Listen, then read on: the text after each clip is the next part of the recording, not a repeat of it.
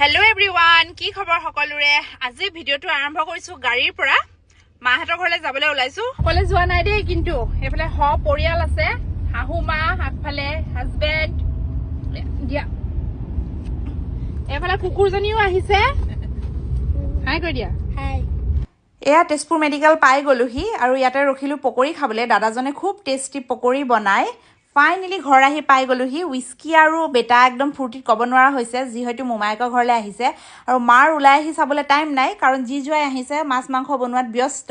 আৰু এয়াই হৈছে মোৰ সৰু পৰিয়ালটো ইমানে গৰম পৰিছে আমি সকলো বাৰাণ্ডাতে বহি লেকচাৰ মাৰাত ব্যস্ত চাহ তা খাই মানুহজন মই ওলাই গলো এপাক বজাৰৰ ফালে